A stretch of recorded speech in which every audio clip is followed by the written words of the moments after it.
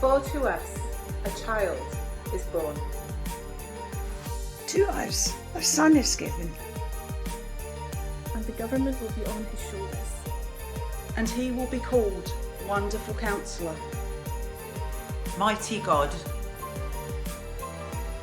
Everlasting Father, Prince of Peace. The final words of Isaiah the prophet might sound a little hollow just now, especially when we consider the state of the world that we live in. Pandemics, war, it's not very peaceful, is it? You know, one question that I get asked more than any other goes something like this. Why would an all-powerful God allow such suffering in the world? And to answer this, well, we have to go back much further in history than Isaiah. In fact, we need to go back to the very beginning, when the universe was just new, dark, formless, and pretty chaotic. In those times, God spoke into existence everything there is to see and experience, and everything he made was good. Move forward a while, and there was a garden which he created as a home for his most precious creatures, us, as humans. He gave us such beauty to surround us with, and he walked alongside us during the day. We were made to live closely with our Creator in complete harmony and forever. And then one day, we decided to do things on our own. We thought we knew much better than our Maker. And we chose a path that would lead us out of the garden and which would take us far, far away from the place where we should have been, right next to God.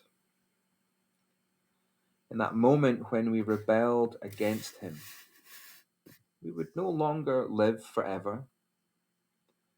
And something entered into the world so bad that it broke the world.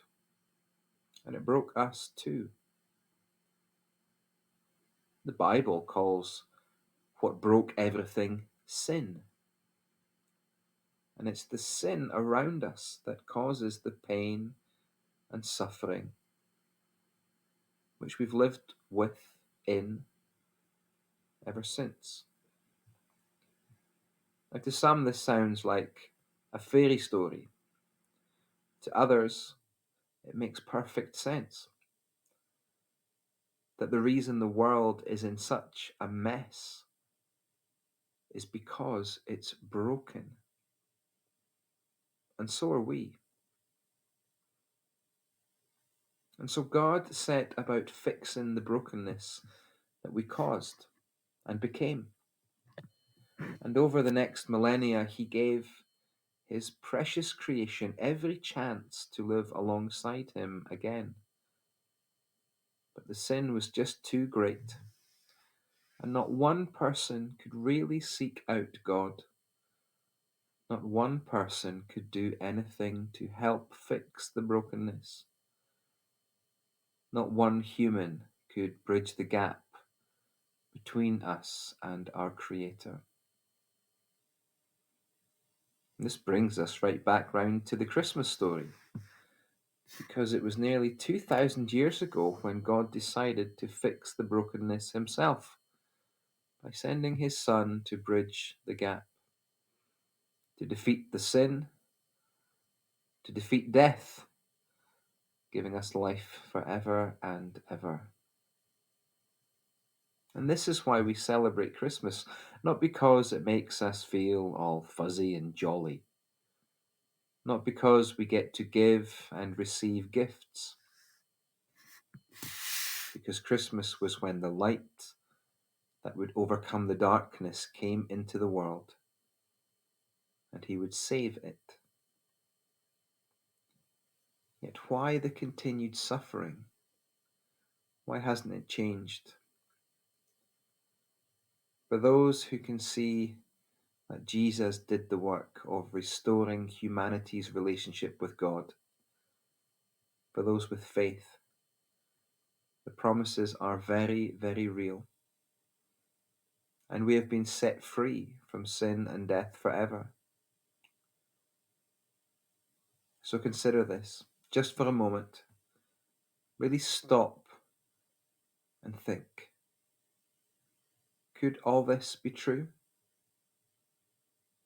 Could it be that the reason the world is so chaotic is something more than just coincidence, bad people?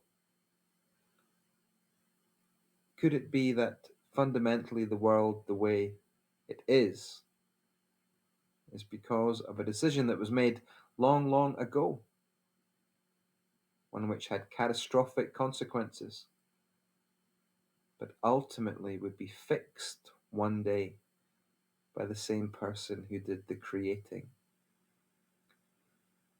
I believe this makes more sense than any other possibility. But I'm not here to try and persuade you about everything I've said. I'm here to ask you to just listen. And if you are curious enough to say, yeah, I'd like to discover more of this stuff. Well, if that's you, then Forest Community Church want you to know that we're here to help you do that. Our motto is discovering God, discovering ourselves, discovering life. Does that sound like something you'd like to be part of? If your answer is yes, then get in touch using the email address forestcommunitychurch@gmail.com. And you have my word, we will do everything that we can to help.